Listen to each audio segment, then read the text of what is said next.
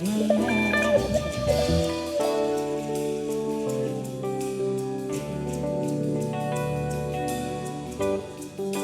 your light down low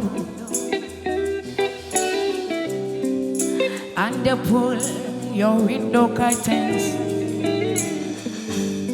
Oh, let your moon come shining into our lives again.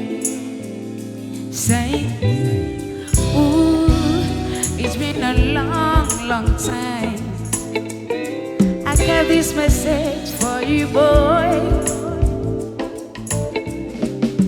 But it seems I was never on time.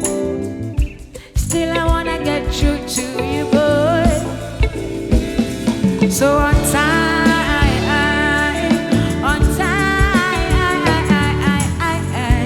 I want to give you some love. Good loving. I want to give you some good love. Oh,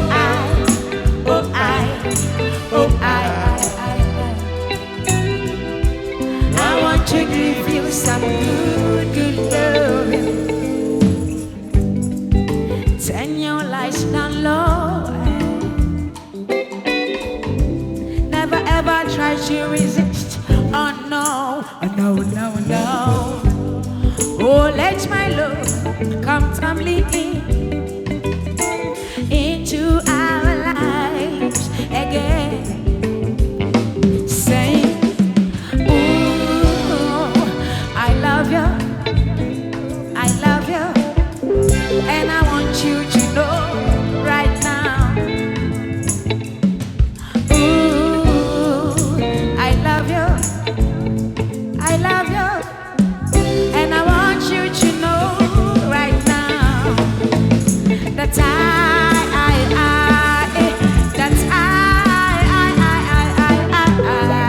I want to give you some love. Good loving. I want to give you some good loving. Oh, I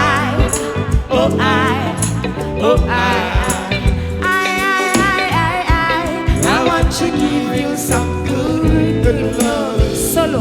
Woo.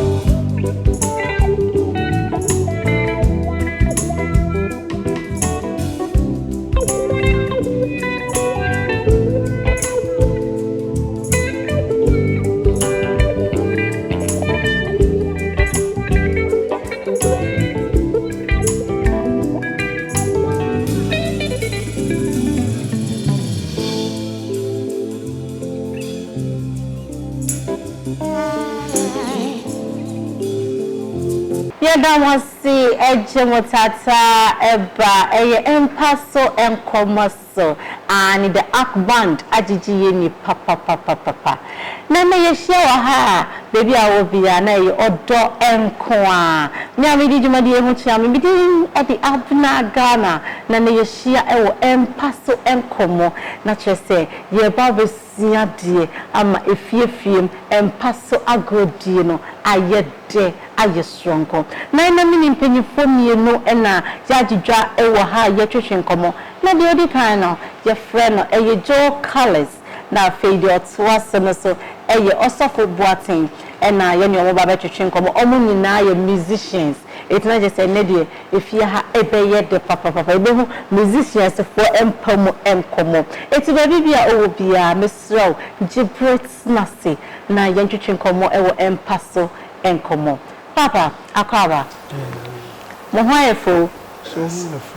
Bibia Kosoboko. Na musicians and blue dear. As a mini now, much come and much dana. Young Planiso. Monplano. Misha Mufresh from Mohana. Will be a quick one, and then come at you now. Do you come and pass on come ye be sacrase? A dear Emma Memma. Emma, you say your home. A dear Emma Memma, Emmy Ewon pum. Senebeya, our real name platinum, everything I just solid army. It is your mister to also. Why a bear, my dear, a dear dipana or bar, a dear Nukunu, and an hookany, the partner, a bema bear man, any agent, own janaho, and co bar for a home. That's it. Obisa question. I think say your topic and then broad. Yeah. So you can see a church more. KB the whole day. Yes. But then it be important ones, you know. Okay. Now I say a lot of things and also your bedrooms. If you compare your partners, they don't even know what we like as men. Okay. The only thing saying your mother mind na ye pe. And near na yana say a chiro ya no muntampunti. Tell some man I see. They say no, we are no a bie. Into what's not far. Now you won't say no skills on him na unimua. And she no be a den. Obiaju bibi. What I say? One, me mo dear. I dare ma many aje. Se me dofo edam pemono na mkano. Nsem no doso. I believe say me bra pani beto aso na asia ba to de ma me yi kakra bi ade answer. On say one, be ma bie ni ho a ope oba oye mfas onye romantic. Ah, tell me but Bema be no ope oba onye like ope oba oye boti. Oye boti won pem. Boti won pem. Yen kan sa. Nkwache wo ho oye boti e won pem. I mean, uso no mukra to the be oba to me cold and it's not fair. What I say? Oba de emre no so. Na se wo se bibi e be koso a. And moreover, ye mema no ho. Ye na ya brani bisa no. Bisa no ya brani bisa. And odo ye won na de nka menyaye anka.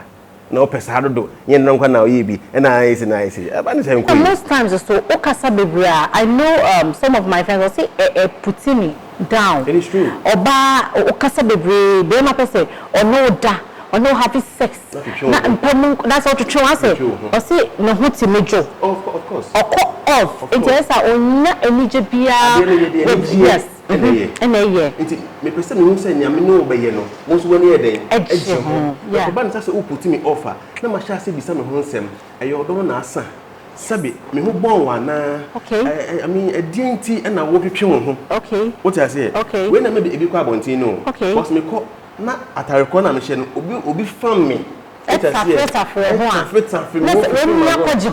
you very much I see we go no ye nko DPO I see ye bubu eni keke bu proni ninka na da sa eni de tina ho ma me osofo o si eni keke nini na wo se ma ye suate na mema no o jiji o sa you people are like babies it's when you handle mo well e ma we ni just akoda oba woncho na ile kaka ya one pese obeben oba when we say ojije no say they want to get close to you it is awful dey na be comfort e dey mpa na ma yenye na mema money ngie ho what makes you men happy e wo mpam me chia mpa so nkomo ahwefo nyina e no wonderful sponsors nso so e chia nyame nhyo mpa so be ma bia nim de ope me ma be ma bia nim ni ope so de me bradi kan bobbo bi so yatete ani ani empa he na oba etimi welcome ne do e wo mpamu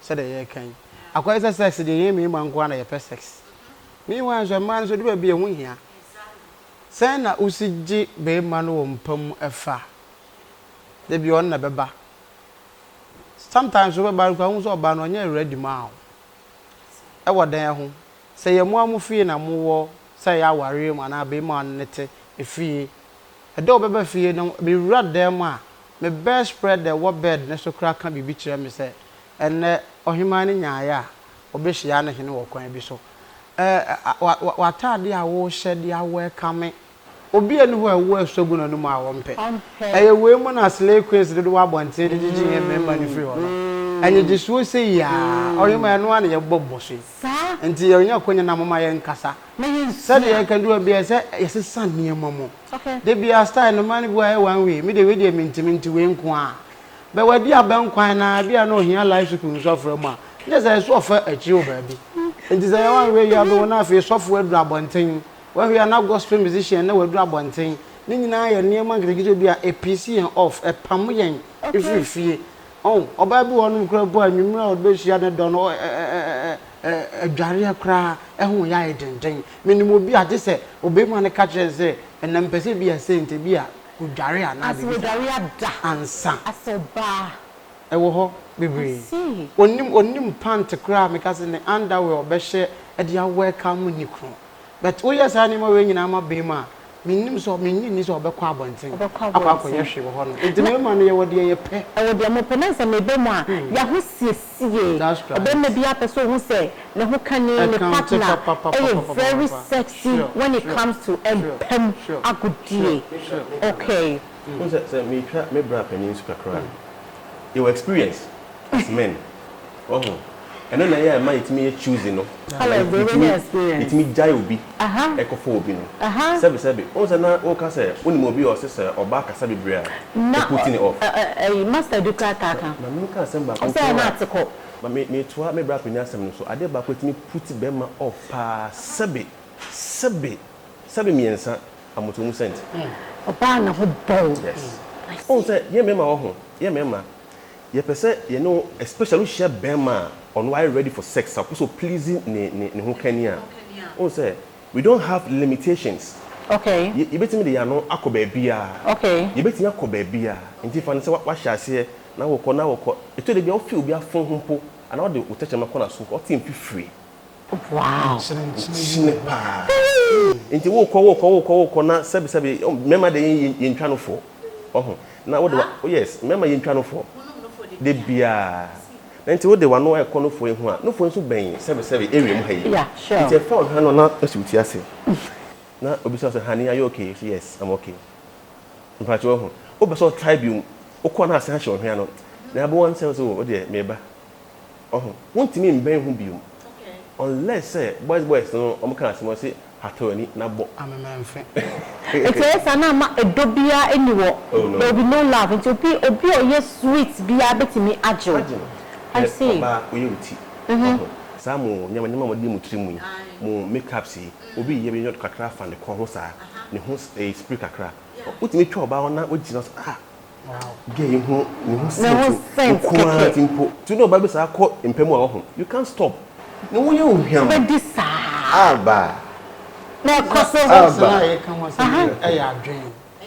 So what I say the moment a mo pese adofo mienu muntu sa kwan no mo siesi adwen no e na mo de ko. Enti bibia wo da nhwe wo no dofo she dem na mo pese mo ye bibi na o refesa de obi abebo dan ni. Wo ko he nipa ne ba pa etimete afi na wo be sa ahase ye. From Jericho. E de aba e kwan ne wa. Enti ohun se wa ahase na be men na ahase ye jeje ne hema so na ne hwene be ko fa senti bi. Esan tene ba. Etene ba. Nti say so obeye mpo so ma won fele bada. Enkosa de o ahase ye. Nti bu be ka say obi timi ka say na mi kunu onim for play ye. On de dia no say oba ya na abie so na oba bedi. No, bibi wo ho ntia. Ena ma ne mpesa ade ye. Bibi wo ho. Ebi wo a edo nyumra kura ho koda wo setwe kura ye ma. Untwi aben kwan ni makoi ya wo ne hwene mo ne na ko bi a wo di enyi na hye wo si ho. Anum kankan. Eni ema sent pa. Okay. Na waja unso a wonni wo dware splash bia ni wa yusu enyumre no. Afa odo ko ho na awo ne hwene mu. Na mbi kankan say be ma bia ni ho a e wo de ope. Ena onipa bia nso no awu asobo no ma ompe. Nti ma na ama me gentlemen ni si abontin ananka ye mpesa. Omo check ya brabo. Omo check you on. Na shedanye. Enye na nyia ma no menim se yesiate e wo empaso enkomo. Ye twa ye ho sima agenkato. Ye ba empaso enkomo. Enko bebia. Yakoji enkato aba afei ni watna se dwumade eye empaso enkomo. Na yatnasia ye twetwe nkomo entigibre na yendi nkomo papa ye kono quick ya osofo na wo ka bibi o si oba bi kwa ho a brush ni teeth ni ade enu so tini ema mema moni je we mpamu no etiko map other oswa no ho no de ba na afa on kọ no ho na sent na pie ho a na make say adwin siesie nti e ba pa oba na num bon sabe ifa nchem na amanate feelings not aba so I say nti ahosiesie no so di mu pa esitwi o public o private part no o siesie ho yi no so za de bra kan ye no me man yes park ya baabi a etimi kɔ baabi a etimi kɔ ndi fo baabi na so okohie pa na ayesa okon do aduane bi na bibia aduane de abomanu timi bo wanum sa bibia ujaye enye yiye bet wode amemremfen nti sɛ de yesa wunya wo mu no feelings yesa wunya ni je yesa de end ne ba no entumi ma na mostly pa no so na ehia pa no e man hye ne nso after say one partner yes sex we ma titiriu sɛ wutimi ni di nkomo okay wonni di nkomo odo ko sen na se ne nkomodie no be mu hu ade a opɛ atem bia ompɛ be mu watimi di akipu no be do hu ha owi a ate so aba akwa wo so onya wo wi a wutimi obi timi da sa ba 3 days obi sex wi obe dade ade sa ade a kye o te sa kokɔ egbon no wada ese nkomodie enso koso okay even though sex ne gusu di mo hono kra se mo di nkomo ni nkomo ba bi ode fa ne nya ba bi wani gi a mani mu se ba bi enam ho no e bi okɔ nkyɛn ne nkyɛn kakra ma wa ana e bi obɔ mu sensem kakra na o ma kwan e ma wo dane ho anka wo betumi a drive in here ni nyina mani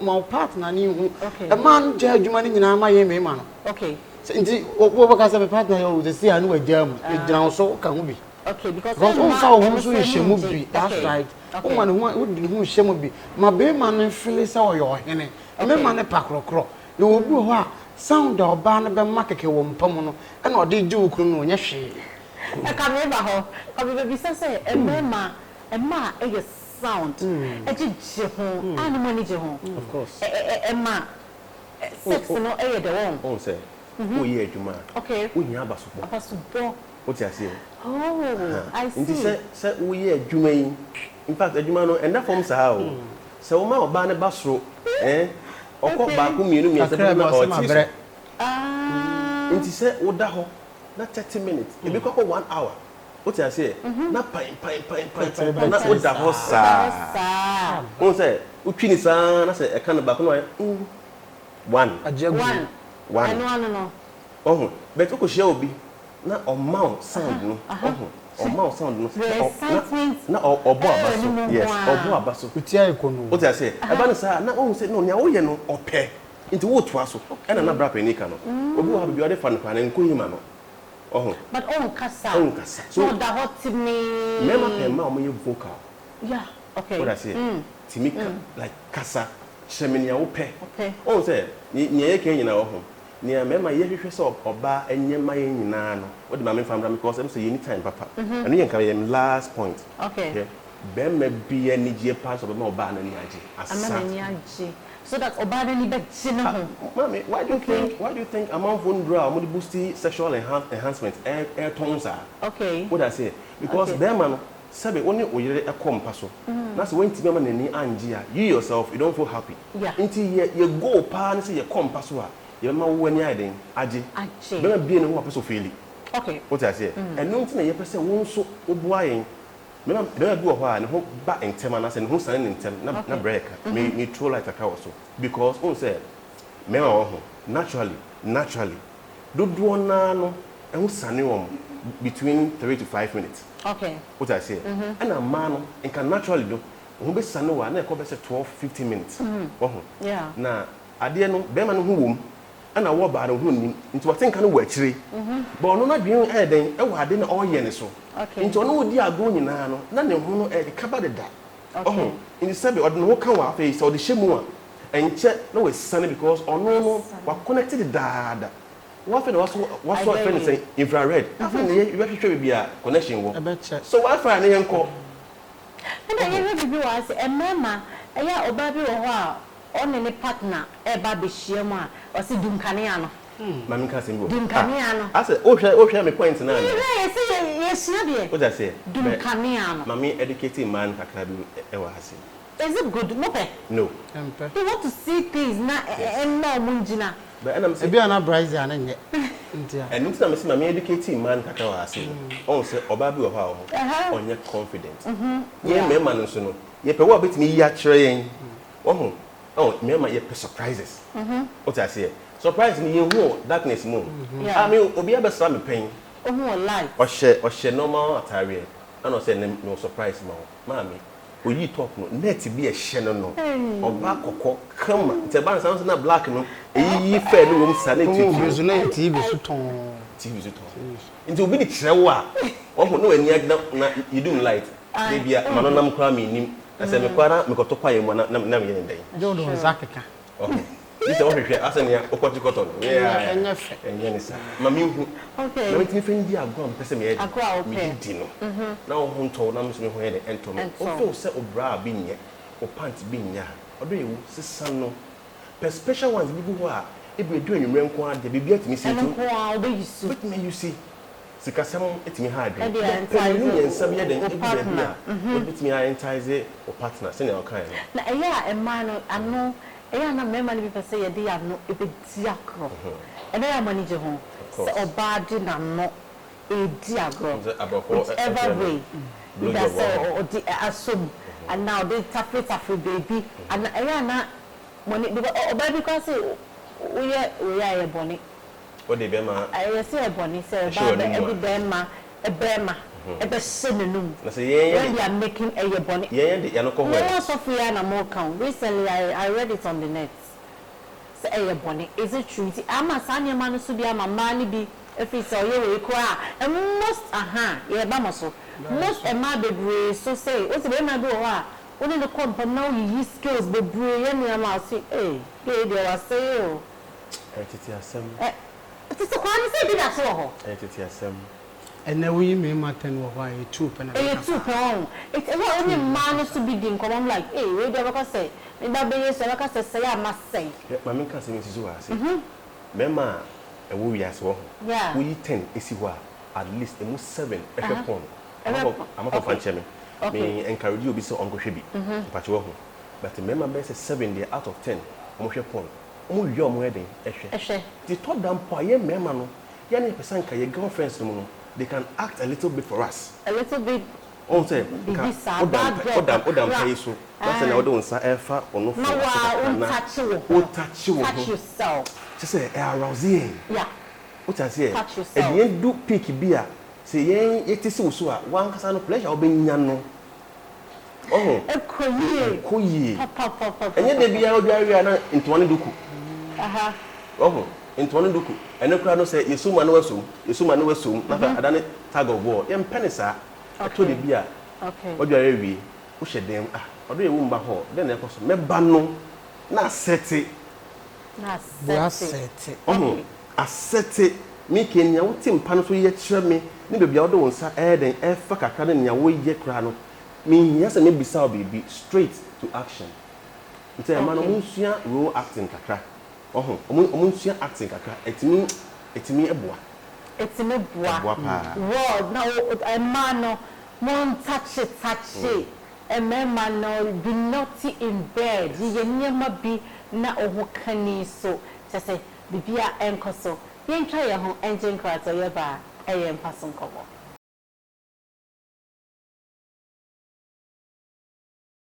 yakwaje enkrato aba aha eye empaso enkomo na ye twetwe enkomo yi papa ene enkomo na ayede menim se meni amanum asua de menya meti hayi ene ma hu niam mema pene niam mema empe enti kwekwan ye bekwai mo fa mo last words na ye fa jumadi na envrawi okay was the empe for say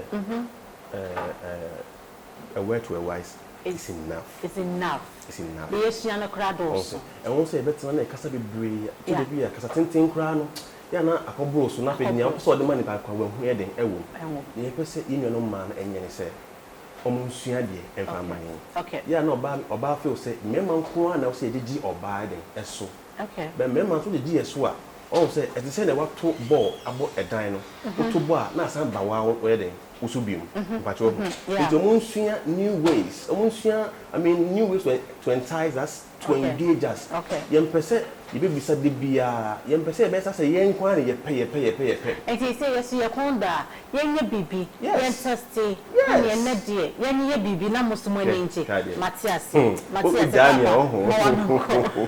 de me so me di me kasa me di jamba so ana say yen nuama no say ya bobo bebre so ahoni die no eye di kan na afi ni market bi ha obi se na ebo no kra che ma me no ton ma ode daada so se san na ade foforo bam e na nya je ho no sound ahodo emema ye tumi ye de ntia de ne sa wo jeje hen so be ma bi ho ya mfre no hene kura da be da wo ye adwuma ni yi ma wo no fre no hene so ya sound ahodo some soft voice bi wo a ema no mo ye ba so ye kwa so dem na ye to nyuma ya ne na yes ade na mo kan ye be hia advando katachi ni ade on be boy ho pa zane ma no welcome dofo yi e wo mpamu wo ye ne sa on kwa abonten. Okay, welcome Odofu ye we ne sa onkwa abonte na di anije aba aware empana twem na bibia aye kama aha ene brebe ma ye dijuma di edi esi me dey ene Abena Ghana ha aye empase enkomo na ma just say abuje ampa ye ne the band ebewie na the ajijuma leader said ne enko bebia the same channel the same time. It's all about emphasis and come. Now I just so abuje amami. The ag band take over.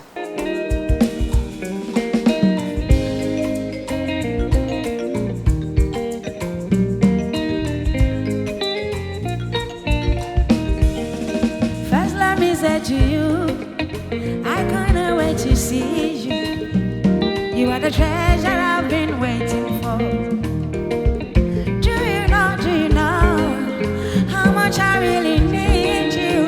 I pray for the day when I can finally kiss you. You know, say every day I pray for you. Oh, in my soul there's a permanent place for you. That's why my heart in be like do care. 'Cause now you are choose so you fair me, you fair. I sing for you when you be like do care.